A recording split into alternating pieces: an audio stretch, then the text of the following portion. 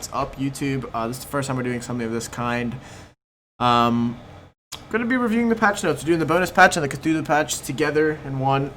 Before we get into it, the noise in the background, the little bit of a weird noise, it's my AC going. It's like 90 degrees in New York, so I'm trying to not overheat. So if it is annoying, I'm sorry.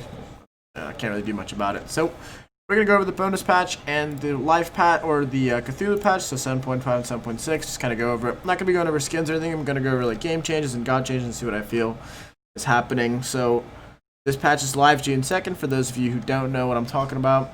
A nerf to Afro, decrease magical power take on heal from 12 to 10. Total decrease from 75 to 60, nice. Decrease magical power scaling. I think this is a weird nerf because, like, she just got so buffed, and I guess they saw her potential through her buffs, and now they're nerfing her. Which is good, though. I mean, I like it. I don't like the healer meta. It's not fun to play against. Afro as a character is not fun to play against either, so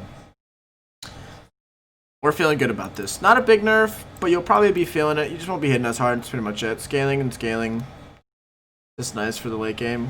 Persephone. Interested to see what's happening here. Persephone continues to be a top ban. Revenue rate tends to skew towards the lower end, generally because of unique game mechanics, yada yada yada. After death passive. Okay, Pomegranate Seeds. Decrease the amount of damage does 50 to 40. That's a big change. Persephone is now slowed by 20% for the full duration. This is in the Cthulhu patch. Oh, that's actually huge. I'm very happy to see this. I was always somebody who complained about the Persephone death passive. I feel like you can do way too much work in it. I think the passive's cool, it's unique, but it's just so insane, man. So very happy to see this. Good nerfs. It's going to do a little bit less damage and also be slowed, so people will be able to just like kind of run away from you, which is good. It's good. It's where you want to be. A Raijin nerf. 20 base damage at level 1. That's actually a big deal. Raijin's actually really popular right now. He got some buffs before the season started, and I think he's a little overtuned in my opinion, so I am happy with these nerfs. 20 base damage at level 5 for the Taiko drum. It's going to be doing the same damage late game, as you could tell. Rank 5 ult will be doing the same damage as this rank 5 ult. Just all the levels before it are not doing as much, which is nice. It's nice. It's a small little buff that will be noticeable early game and then not noticeable late game, because they don't want to mess up his late game. They just want to kind of make him easier to play against in the early game. Shibalanke. This is an interesting one. People are telling me about this nerf, and I'm not quite sure why he's being nerfed at all. But let's see. No problem. No stun, no problem. Shibalanke maintains some of the consistently highest win rates and pick rates since his branching bowler's buff. Partially reverting the damage to increase it to a savior space in between. Blah blah blah blah blah. Bowler's management used to be a huge part of the kit, is now nearly ignored. I agree with that. I agree with that. So they're decreasing the damage on the bows from 40 to 35. I don't think this is going to be that big. I mean, it'll be like semi-big. Like it'll probably be able to be felt, but I don't think it's a big enough nerf on the one. It's super annoying to play against the one because no matter what side of the creeps you're on, you're just tanking so much damage. It's really frustrating, right? So it's a nice nerf nonetheless. And then this is the big shot right here: 3 mana to 5 mana. So 2 base mana per shot per rank. That's a big deal. I'm not sure what the math is exactly on this, but it might mean that if you go Devos build, you can't have the 1 proc all the time, which is big. It's big. It's actually going to decrease the viability of the crit build for him. It'll decrease the like brainlessness of the kit, where you just have your 1 and you just hit harder than everybody, and it'll make him a little bit more like you know, micromanageable. You know, you gotta be careful when you use the 1. So overall, these are some solid nerfs for the bonus patch. I do like these bonus patches. They're kind of like hot fixes in a way, but not quite. So essentially, it's like whatever's wrong in the meta, whatever's too good, whatever's overpowered, whatever's getting too much love, they kind of, you know, tune it a little bit. So it's nice. It's nice. I'm actually pretty happy with these bonus patches. They've been cool. They've been cool. So this is it. This is the 7.5 bonus update. It'll be live June 2nd. Bunch of good nerfs. Actually, I think literally all of these nerfs, besides maybe the Shibalanke one, was warranted and were coming. So that's nice. Good patch. Good patch. 7.5. Now on to the bigger picture here. Probably what a lot of people are going to be talking about. The Great Dreamer. This is Cthulhu. Cthulhu is being released in Smite. For those of you who don't know, he is labeled as a Guardian, but meant to be played, I believe, in like solo lane, maybe support. This is my first read of his kit and everything. I did not watch the video of how his attacks work or anything. I don't know if it was a video, but I didn't watch any of the patch. I was scrimming, unfortunately, so this is me catching up on everything with the stream. So the Great Old One, the Great Dreamer Cthulhu, yada yada yada, looks really sick, of course. And yeah, passive. Prey on Fear. Cthulhu breaks down the mental fortitude of enemy gods, applying stacks of torment with abilities in the final hit of his basic attack chain. What is his basic attack chain? Does anybody in the chat know? On reaching 4 stacks of torment, enemies are inflicted by insanity. Additionally, Cthulhu gains magical power for each nearby god with insanity. 25 power per stack. Now, I'm not sure how the god plays or how applicable third auto's a cleave. Gotcha, guys. Thank you. I'm not sure how applicable the passive will be in team fights or anything, but 25 base power on a guardian, that's a lot. You're gonna feel that a lot, especially early on in the lane. If you're getting an extra 25 power, consider that like an extra like 1/4 of a mage item. That's gonna be a big deal. And if you're getting 2 or 3 stacks, for instance, like at a blue buff fight, if this is a solo laner, if you're getting 2 or 3 stacks, you're up 75 power. That's essentially just getting an entire item in the middle of a fight. That's big. I'm interested to see how this actually works and like how easy it is to stack up the torment, to get the insanity and stuff like that. So yeah, this seems pretty sick. Insanity duration is 20 seconds. That's interesting. It's interesting. Sanity Break. Cthulhu sends out a terrifying blast of energy, dealing damage to all enemies, and all enemies hit and reducing their attack speed. Enemies hit with this ability also do reduced damage to Cthulhu. This ability applies 1 stack of torment. 2 if the enemy is facing Cthulhu, or fears them if they are infected with insanity. Successfully consuming insanity permanently increases the base mitigation of this ability. Now this is what we hate about new gods. In my opinion, insanity makes them hear noises. Oh my god, that's insane. I hate abilities that are this bloated. There's so many things going on in this one ability. It just like, it's so weird to me. It's so weird to me that in 2 abilities, he's already better than Baba Yaga was in release, right? Like, he's already better than Ra. Like, he has a fear. He has permanent damage mitigation. He has reduced damage to, or he has reduced attack speed. Like, it's so much going on in one ability, which I personally don't like. I feel like it kind of takes away from kits being like fun to play, or you know, like hands-on. I guess you just do so much with one ability, but it's okay. The damage here, 90 to 270, 40% of your magic power, not very high in the scaling. It seems like not many of these abilities have high scaling, 30, 40, 40, which is nice. Obviously, scaling is a big deal in the late game, so he might just be a menace in the early game. 90 is good base damage, so yeah, I don't know what kind of ability this is. I don't know if it's a cone or if it's a line or a circle, or I don't know what it is, so interesting to see. So yeah, it seems like a pretty cool ability. I don't know about the permanent mitigation. I feel like it's a little troll, like you just kind of hit somebody, get them fully insane, and then go ahead and get permanent damage mitigation. 20%, dude, that's a lot. Okay, second ability, the Mire. Cthulhu summons a portal, creating a slowing field of Eldritch Mire to target location. Sorry if I butchered that word, by the way. I'm not big in, like, whatever it's called. While Cthulhu channels, the Mire continues to grow as the portal fires out 2 masses of corruption that hit and damage all enemies in the field. The first shot also slows enemies, while the second one roots them. Both hits applying 1 stack of torment. Canceling the ability early stops the Mire from growing and the portal from firing additional shots. Interesting. Interesting. To circle 2 circles, half the damn lane. Okay, so this is a big circle from what I'm hearing. So it's a 2-phase ability from what I'm seeing. It's 2 shots. The first one slows and then roots. Interesting. This doesn't look too OP. Fire duration 3 seconds after ability to cancel / end. I don't know. I think I need to see this ability in action, I guess. Circle's massive, it can be interrupted. Okay, yeah, I don't know, this doesn't look too OP. 50 damage per shot, 2 shots, 100 damage base. This is pretty good. 10% slow is not too much. 35% slow is a big deal. I don't know, what's corruption? Corruption? Not sure. Corruption / just root duration. Gotcha. 18-second cooldown though, that's big. Oh, so I didn't mention, 10-second cooldown is very short. A couple of CDR items is going to go down to like 6 seconds.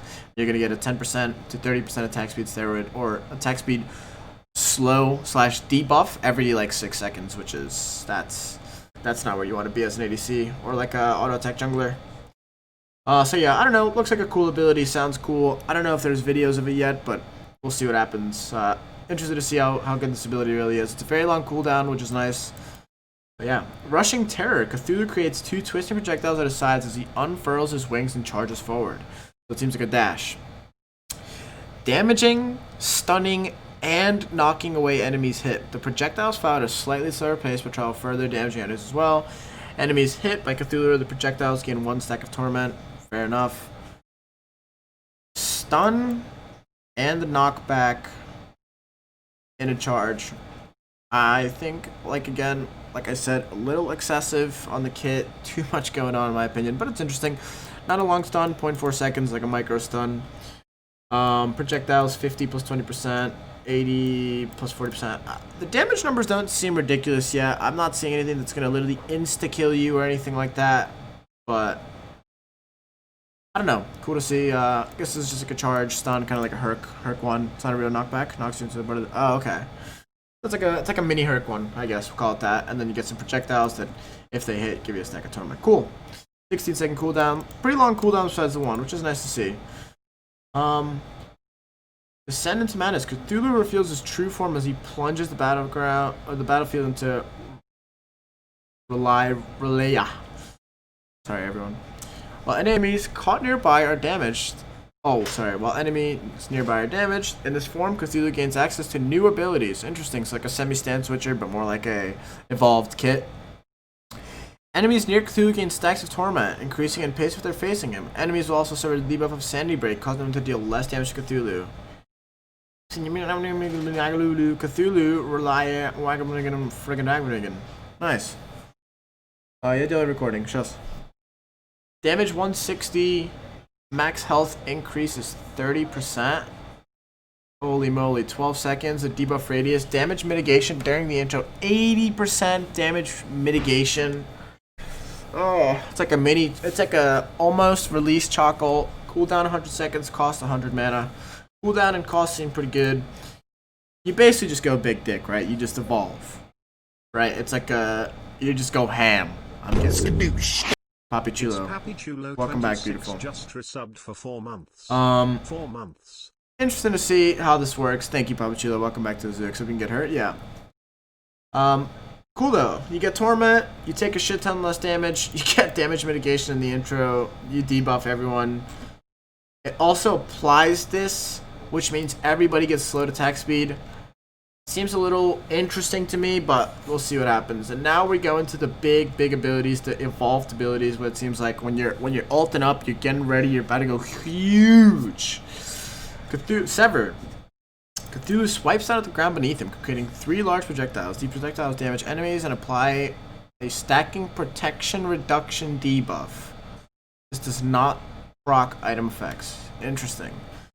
So you get 15% protection reduction, not physical or magical, but seemingly both. It is a 1 second cooldown. What? Can you use these abilities once or something? Basically cleave autos. Gotcha. Creating through that. Okay, so 15% protection reduction. It's an auto. Okay. Gotcha. I still think it's a little excessive to reduce 15% of all protections from one ability. You can spam them? Oh my god, that sounds interesting. Is there a video, guys? Can somebody get a video? We'll watch a video at the end of the patch notes just so I can kind of visualize the kit as well as I could. This seems pretty insane. The damage here is absolutely crazy. 350 damage. If this is per projectile, that's literally a one-shot. I'm assuming it's not, but it could be. I'm not quite sure what the cooldown cost mean because I don't really know what like the actual ult does or what it looks like, so we'll see. Cthulhu fires a devastating blast of psychic energy that damages and knocks up enemies. Fair enough, it's just a knock up, does some damage. I'm assuming it's like a circle or something like that. 20% scaling, not too big. 280 base damage, not bad. 5 second cooldown though, so that's interesting. You can only get hit by one of them. Gotcha. Okay, that's fun then. This is just like a knock up, I guess. Whatever. Cthulhu transfuse his last abilities. This guy has 7 abilities. Cthulhu transfuses his own life force into the area around, giving allies health, movement speed, and power. Enemies are also hit, taking more damage the closer they are to Cthulhu. This ability damages Cthulhu for 6% of his maximum health. If Cthulhu is below 20, the ability does not damage Cthulhu but ally effects are reduced by 50%. Interesting. I'm not sure what this looks like, but it sounds to me like the old Isis ult or Isis passive, where she would give you a bunch of stuff, or the nausea, or not. No, I'm sorry, the nausea passive, where like if you would die, you get a bunch of health and stuff, but a little bit more like crazy. I do like the fact that it's reduced if you're below 50 or below 20% HP. It's a giant circle. Gotcha. Yeah, okay, that's what I figured. Does he render himself like useless or anything, or does he still keep going? Does it just take 6% of his health? Is it a tick? I'm not quite sure, but your allies get 15% of their, or 14% of their max health. You do some damage. Damage isn't crazy. A bunch of power. This is about an item of power for physical, and about half an item of magical. 20% movement speed, and it's a 3-second cooldown. Not too bad. Cooldown 6 seconds. So I'm assuming you could keep using it, and then you just keep taking 6% of your health, which is interesting. And that's Cthulhu. I have the upload show over here. We'll look into Cthulhu after we go over the rest of the patch. The kit seems really cool. 7 abilities might be a little excessive. I'm not sure how spammy he is or how spammy he feels, but it's cool nonetheless. Got some skins here. This one looks pretty sick. This looks pretty sick. This one's cool for sure. And a Ymir skin. Oh my god, there's more. A new Janus skin. Presidential Punisher. Cosmic Horror Cthulhu. It's a recolor. A 2020 recolor. And a Mastery skin. Cool. Final boss update. Update release schedule. Oh, it's the schedule. Okay. Project Olympus. What is this? Project Olympus? Increased punishment in several classes? What is this? I don't know what this is. But, okay. UI. Added 110 Gods Mastered Avatar. Nice. God screen, updated the God screen to match the rest of the client's art style. Cool. Mini quest display, whatever. Q display has been changed to 2 buttons on the X with the name. Cool. Cool. Added health point numbers to health bars for jungle camps and minions. This is big. This is massive. If this is what I think it is, this gives you a lot more control, a lot more of a, like, an easier understanding to when you can secure. What happened? Oh, you guys are talking about that? To when you can secure, when you can't secure a buff. For instance, if I'm invading the purple and I see it's at 90 health, I'm going to know when to use an ability on it. For before, when you're invading a buff and you see it's at 1/4, 1/5 HP, so to say, you don't know, you're kind of guessing, oh, this might do a little bit more, might not be quite enough to finish, and I might have to auto attack again, you know. So this is big. This is actually really big. I'm interested to see how this looks in game when the patch actually comes out. This is cool. It's nice. I think this should have been in the game a long time ago. It just gives you exact numbers, so you're going to be able to secure better. You're going to be able to invade with more knowledge of when you need to use your abilities and things like that, and like just how low the buffs and everything are. So that's nice. That's nice. UI. Fix an issue where match history was unable to open on a console. Fix an issue while opening item stores. Oh, thank you. Thank you. I actually hated some of my movement. Sometimes I would like search something in the item shop and it would stop me and I wouldn't realize and things like that. So I hated that. But it's awesome that it's being fixed. Very nice. Fixing issues where players cannot teleport to their friendly T2 tower. An assault, T-bank teleport and assault. You're a loser. Just kidding, of course. $5. Fix the issue where you would permanently see his opponents, which is nice. For those of you who don't keep up with competitive Smite or do keep up with competitive Smite and were confused, why is nobody picking Heim? I thought Heim was good. Yada. Heim was banned due to this bug. Where sometimes if you had like your one activated and stuff, you would just get permanent vision of somebody, and it wouldn't end until they either died or you died. I don't remember exactly how the interaction worked, but basically you would just be able to see somebody forever. So if it were to happen in an SPL game where I permanently have vision of the jungler, my side of the map would be a lot harder to play around. That's why he was not picked, but he will be available, I think, after this change. Hopefully there's nothing else wrong with him, but I'm not sure. But I'm excited. Oh yeah, he actually is available this week. Right, he's available this week. Fix an issue where Nike was not knockback immune while chanting barrier formation. I heard about this where she was a knockback immune and people were knocking her back. So cool. And then some Baba Yaga minor fixes, nothing crazy. Arena game modes. Interesting.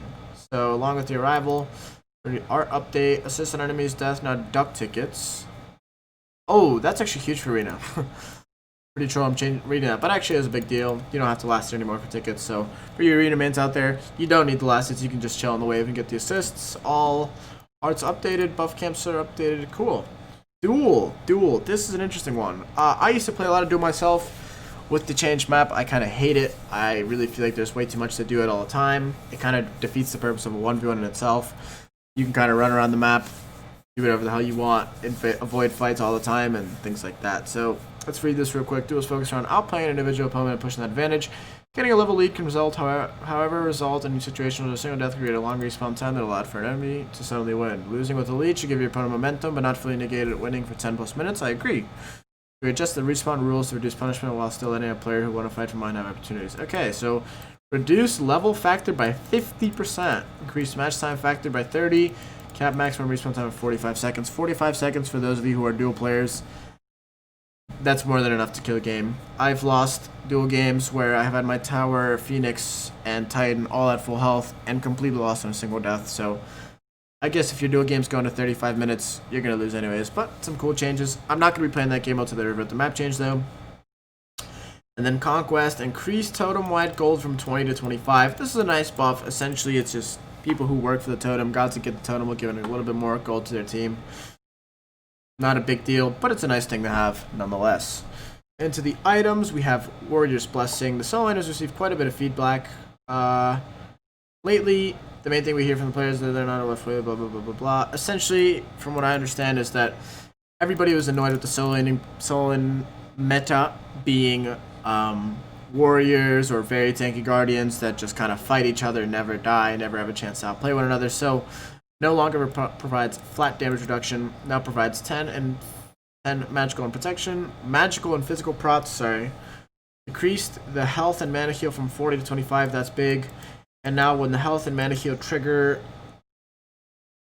Oh, when the heal triggers, the target will take 25 true damage. That's a lot of damage early game. It's obviously going to fall off by level like 7, 8. But it's still nice. Essentially, it's just a way to get solo laners to box each other, to feel good about winning trades, you know, things like that. Just a little bit more spice in that lane to where they're not just playing Guardians all day and just AFKing and winning the game because they can go to late game, right? Cool change. I'm interested to see how much it actually affects the meta or the world itself.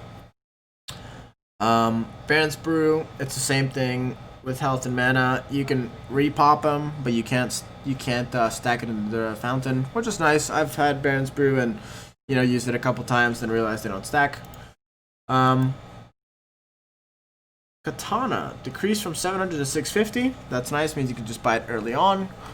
Before 700, so I don't think you can afford 3 pots. You could afford 2. So you couldn't get hog with it, which is cool. Means junglers like Merc and Kali could build it early on if they want to. Golden Blade. Decrease the cost from 22 to 2,000. That's nice. And the attack speed from 15 to 20%. Nice buffs. The cost reduction is pretty huge. I don't think it'll be picked up that much more often. Maybe for Baka mains, they're just smiling right now. But besides that, it's like, I don't know. Nobody really builds Golden Blade anyways. But cool to see the changes nonetheless. Movement speed. Now this is something that I was very happy about happy to hear about. The movement speed builds are getting nerfed, which is a big deal because if you play ranked or if you play casuals and they were influenced by solo or troll, you know that a lot of people are running pretty much full movement speed.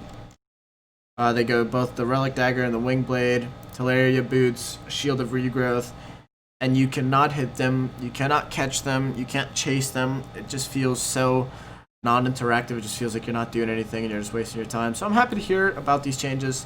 I haven't read them yet, so let's get into them. Decrease movement speed on Teleria and Travelers from 25 to 22.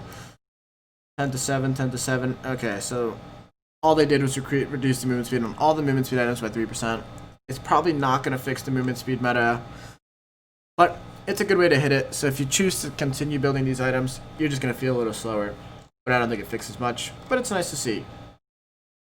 A Moose and Cobb.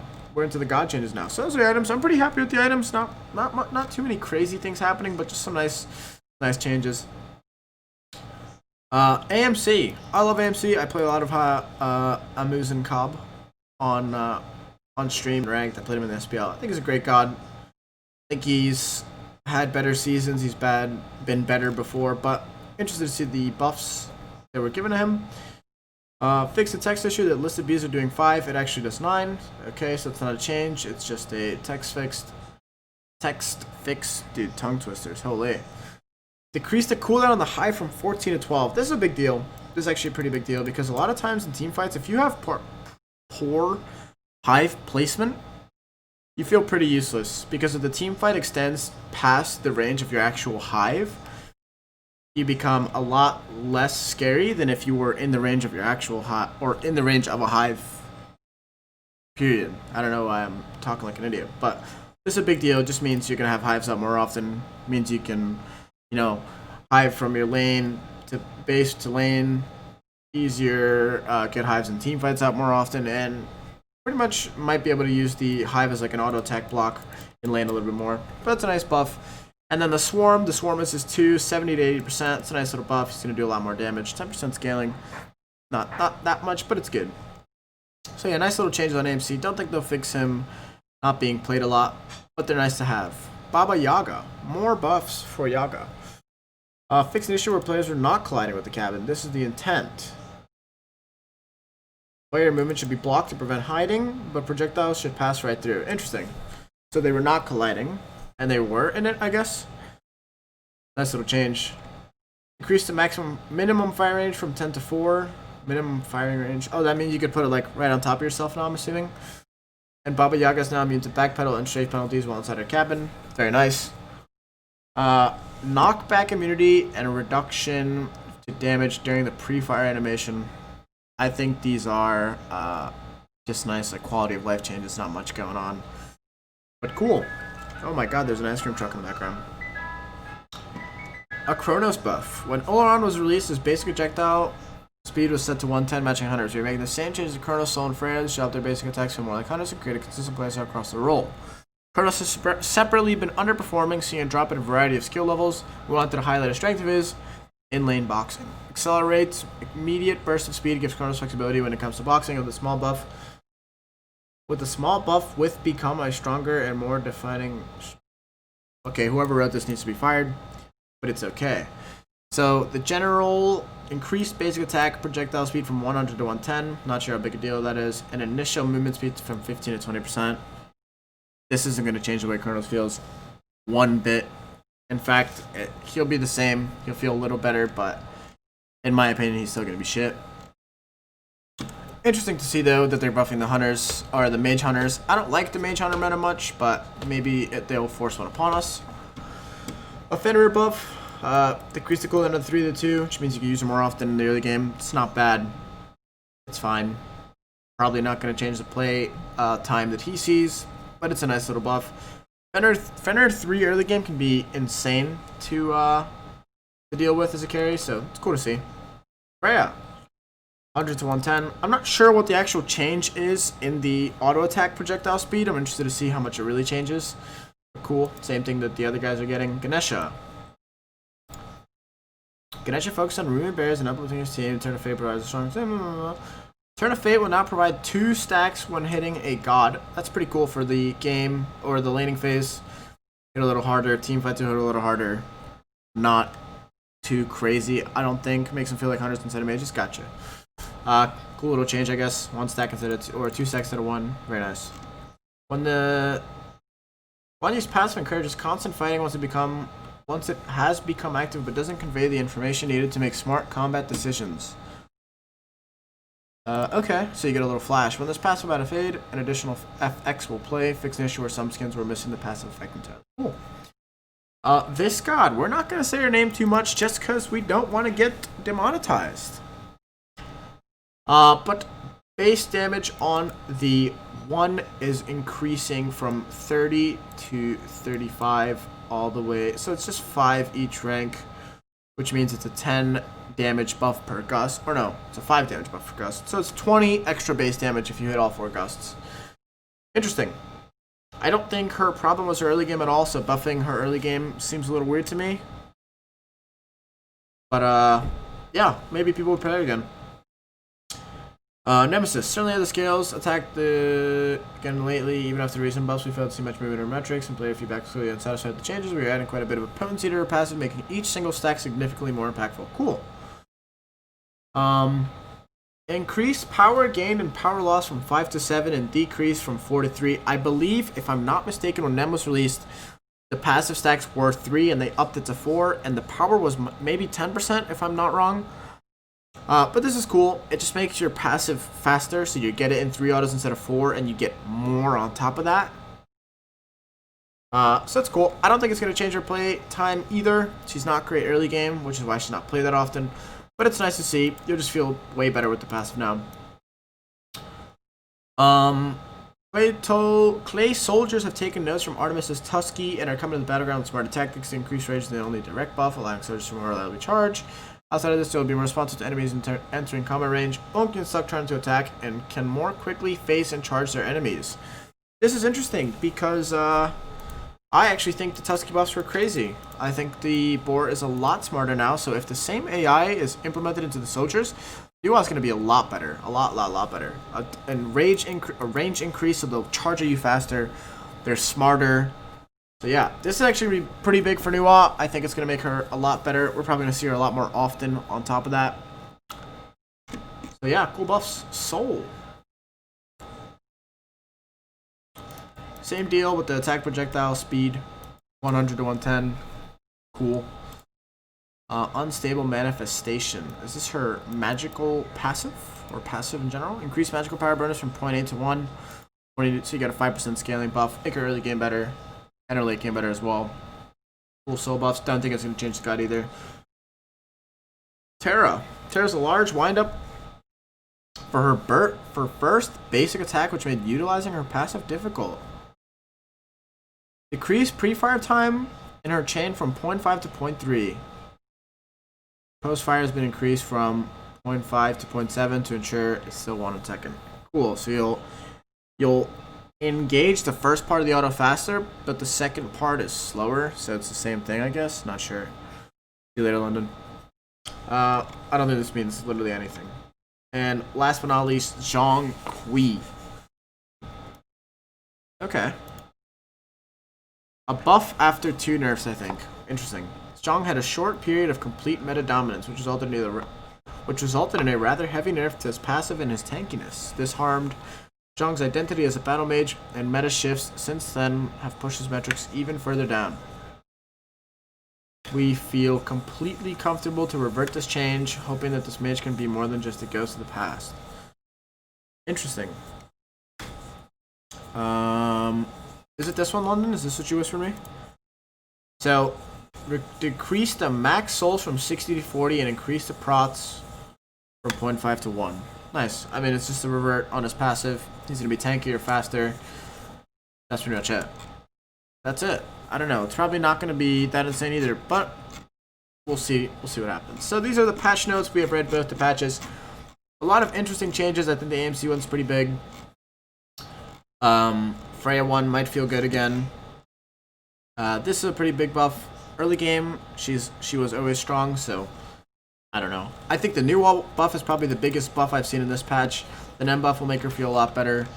And the rest of these buffs. Oh, and Zhong Solo is probably going to become a thing again, just because you're going to be so tanky. So yeah, these were the actual patch notes. We have the Smite VOD here to review a little bit. The movement speed meta nerfed a little bit, which is great. Golden Blade buffs, not a big deal in Warriors Blessing to change the meta a little bit. So now, yes it will be. This will be uploaded to YouTube. Now we will go and find the Cthulhu things, because I want to see how the god actually plays out. So here is Cthulhu. A lot more from the co-writer and like publisher. Holy. Going right into it, I know. The first thing you notice, he's large. He's got a. Let Pon go.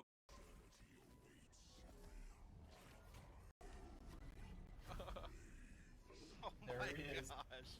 This is nuts. You weren't joking.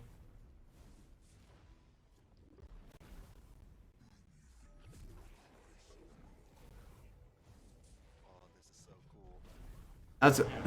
That's a big boy. Insane. That's a big boy. Jeez. He gets. So I just want to go over the abilities real quick, just so I could visualize them. I don't I don't care to listen to this whole thing for 20 minutes or anything. I just want to see what do all of his abilities do, what does each one look like, and stuff like that. So Tall camera point of view. A little we have a regular basic attack animation, just like a swipe, it seems like. What is this? We specifically did look at our references. the first thing you notice, he's large. He's got a tall. I just want to see what the abilities do. I don't want to watch it for too long. They must have sells Gold Fury. Jesus, man. Tall camera point of view. A little bit under your gun. Made a clip for each of abilities. You don't have to. I'm just gonna do it real quick. Just watch this. So I just want to see what he actually does. I just want to see what all the abilities look like. I already read them all. That looks like his charge. That was the channel ability, and that is his one. Pretty interesting. None of those abilities look very hard to play around. The two, or the, I think it's the two where he summons the two portals. It's massive, as you can tell, which means it's a huge AoE route, which we don't like. We don't like at all, but it seems like you have to get hit by both portions to actually get rooted. So you can play around it, you can stun him in it because it's a channel, obviously. The little mini cone looked like a Ravana one to me, whereas you have to be real up and close, kind of like even a Mulan one. So that's nice as well. And I think the charge didn't look too bad either. It's pretty slow. Definitely could play around it. Not a big deal. Go to the power, it shows what Insanity looks like. This is ult. This is when he goes big dick. So this is the swipe, reducing the prots, obviously. Massive. That's the AoE knockup. Another swipe. Jonesy, thank you for the Twitch Prime. That looks like the ultimate where he takes 6% of his health and buffs his enemies or allies. And I think we're missing... Did we miss an ability in there? I think we did miss an ability. Or we might have just not used it, but... Interesting. Interesting. Very interesting. So there's a little preview for his ability one. Oh my goodness. Insane. So this is insanity mode. This is purely on something that you see on your client. You are insane from the Cthulhu, and you. That's weird to me. That's weird to me. I think it's cool. The concept's super cool. Obviously very unique. But I don't know how much I like it. I feel like, first of all, like, if you're insane, you don't really even care about any of this. I know you hear Lokis and Blinks, which is definitely really annoying for team fights and stuff like that. But in terms of visuals, it's not a big deal. It's cool as hell, though. It's cool for sure. ECC immune ulting? Yeah, I know that. See if they do anything else here. Cthulhu wants to drive everyone insane, right? This is kind of part of his. He's got a 1, 2, 3 cleave auto in the third one. And the fourth auto is what gives you a stack of torment. Doesn't seem like a big deal. This is the cone. And it's a fear as well if they're looking at you, right? Or looking away from you. I don't remember what it was. I want to go see... I only want to see the ability in his ultimate. I'm assuming they show it. Right? I wanted to see the 2, I think, or the 3. That's it. So this is the knockup. That's the swipe. Oh my, looking at this camera angle. Something almost like Rama ult. Oh my Really out- goodness, dude, this thing is massive. People can't fight back against Holy moly, man, that thing's huge. feel like Show it at the end, it's a health and a buff. Oh, it's the 3, right? It's the 3. I got you. 120, 40, 120, 40. You debating me? 120, 40? You kidding me? That's not even a thing. 120. This patch ends at 113. I'm pretty sure I understand what the kit does. I think this god's going to be sick. I don't know if he's going to be quite broken, but I think he's going to be really cool. So, yeah, that was a little sneak peek on the god. What he looks like. When the PTS comes out, we will be playing him. Ultimate new ability. Let's go check it out real quick while we have the clip. I think this is just a heal, right? Okay, that's a big circle. That's a big circle. That's a debuff and a buff. That's massive. That's literally the size of an entire lane. This god's just going to be a proc god that builds all the procs, and he's going to be an insane team fighter. But, yeah. That's it for me, guys. This is my first time doing this type of thing for the YouTube. I know a lot of people have been requesting it. Oh, you know, watch the patch notes, do the patch notes, upload them, and upload your thoughts. So if you did enjoy this style of video, make sure to like, comment, and subscribe. Tell me what I could have done better. Tell me what I could have done a little less, maybe, or a little more in general. And yeah, tell me if you liked it, because I'll do more of these when all the patches come out. It's fun. I like to read the patches on my own anyways, so yeah. I love all of you. Thank you so much for watching. That's it for me. As always, stay beautiful, stay amazing, stay yourselves, stay awesome. That's it for me. Take care.